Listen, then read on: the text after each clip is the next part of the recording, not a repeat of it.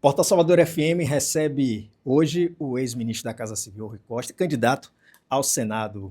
Ministro, a gente está aí diante de uma eleição. Ontem saiu uma pesquisa, a pesquisa mais recente da Quest, que demonstra um empate técnico entre o candidato a ACM Neto e o candidato Jerônimo Rodrigues. Como vocês avaliam essa pesquisa? E a gente vai estar vendo aí a presença do Lula no próximo dia 1º de agosto aqui. Isso fortalece também a campanha do Jerônimo nessa reta inicial que a gente pode chamar. Olha, primeiro o que eu gosto sempre de dizer que a pesquisa é uma fotografia do momento, para ficar mais fácil para as pessoas entenderem, como uma partida de futebol. Se você fotografar o resultado do placar aos 45 minutos do primeiro tempo, ainda tem todo um segundo tempo para jogar. Se você fotografar de novo aos 20 minutos do segundo tempo, você vai ver eventualmente outro placar. Mas o que vale mesmo não são as fotografias durante a partida, o que vale mesmo é a fotografia do placar depois que o juiz apita o final da partida. Esse é o placar que vale. Então, por isso que eu acho que você nem pode ficar eufórico quando os números são bons, nem pode ficar deprimido quando os números não são bons, porque a partida está acontecendo. E a eleição nem começou propriamente, legalmente ainda nem começou, vai começar dia 16, que começa aí a caminhada. Mas o número é muito positivo. Se eu comparar o número de hoje com o número de 2022, nesta mesma época, no mês de julho, no mesmo instituto, Quest, Neto tinha em 2022 61 e Jerônimo tinha apenas 11, 61 a 11. Hoje está empate, 39 a 38, ou seja, é um resultado extraordinário. E sim, a vinda de Lula ajuda bastante. E eu digo assim, a Bahia não pode perder essa oportunidade de ter mais 4 anos, andar de mãos dadas com o presidente Lula, que é apaixonado pela Bahia. Só para você ter ideia, o Lula só vai em 3 convenções. A de São Paulo, a do Ceará e a da Bahia. Isso mostra o carinho, o afeto que o presidente Lula tem pela Bahia, pelos baianos, e um volume gigantesco de investimentos que nós temos aqui no PAC em andamento. São obras estruturantes.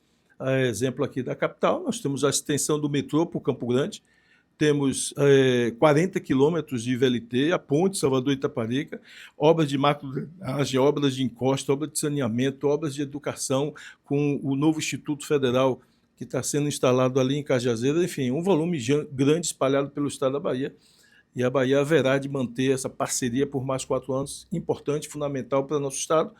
E um governador tem que ter um candidato a presidente, tem que ter a parceria com um presidente da República, não pode ficar dizendo tanto faz e nem mudar de opinião como se muda de cor. Né? Um dia você é branco, outro dia você é negro, outro dia você é pardo, um dia faz tratamento artificial para escurecer a pele, para parecer mais negro. Então, uma pessoa assim você não dá para confiar. Alguém tem que ser autêntico e tem que ter postura, tem que ter candidato a presidente. Quer dizer, a chapa do outro lado é uma chapa que já se declarou bolsonarista. 3 dos componentes da chapa já se declararam bolsonarista publicamente, os 2 candidatos a senadores e o vice-governador. Falta o candidato a governador ter coragem e revelar o que, de fato, ele fez durante 3 anos e meio, que foi se aliar com o Bolsonaro e bater no presidente Lula. Falando um pouquinho de Senado, na última eleição, especialistas avaliam que a casa se tornou um pouco mais conservadora, né? com políticos mais conservadores. Como vocês da esquerda avaliam este cenário e a eleição deste ano? Olha, eu não diria... o problema do Congresso, tanto Câmara como Senado, não é ter se tornado conservador. Se fosse conservador com conteúdo, estaria bom. O problema é que piorou muito a qualidade. Outro dia eu comentei, eu vou dar um exemplo aqui que os baianos já conhecem, já foi senador pela Bahia, Josafá Marinho. Era um cara de direita, era um cara conservador, era uma pessoa que tinha valores de vida, valores de proposta para o Brasil diferentes da que eu tenho, mas eu respeitava. Era um cara que tinha livro escrito, era um cara culto, era um cara que, ao falar, tinha início, meio e fim. Eu sabia o que estava falando. Tinha proposta para a Bahia, tinha proposta para o Brasil. Eu podia concordar ou não concordar, mas ele tinha proposta, ele fazia debates. Como é que é hoje? O cara pega um celular na mão, sai lacrando. Eu vejo as reuniões de comissão lá, tanto do Senado como da Câmara.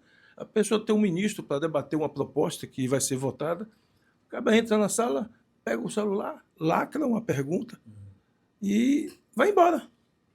Ele não está preocupado em contribuir, em debater, nem de ouvir a resposta. Ele está preocupado em conseguir likes. na rede social e lacrar, dizer, eu calei o ministro.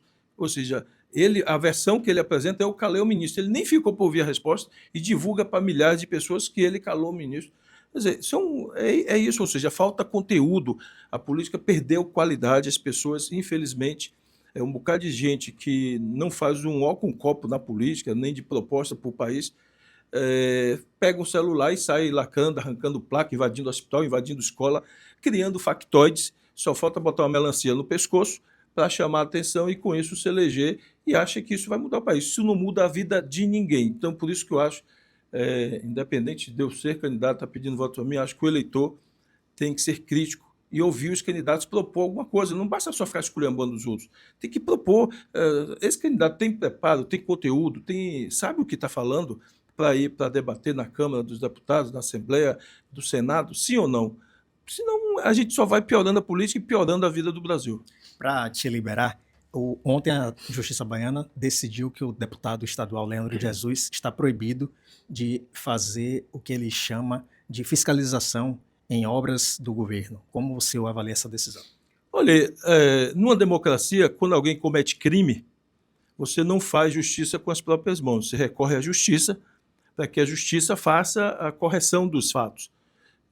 Alguns parlamentares, seja vereadores ou deputados, têm feito esses factoides. O cara invade o hospital em pleno funcionamento, invade escola no mesmo funcionamento, destrói patrimônio público, arranca placa, destrói patrimônio, tudo para fazer os factoides, prejudicando o serviço público para ele conseguir likes em rede social, conseguir lacrar para ter voto na eleição.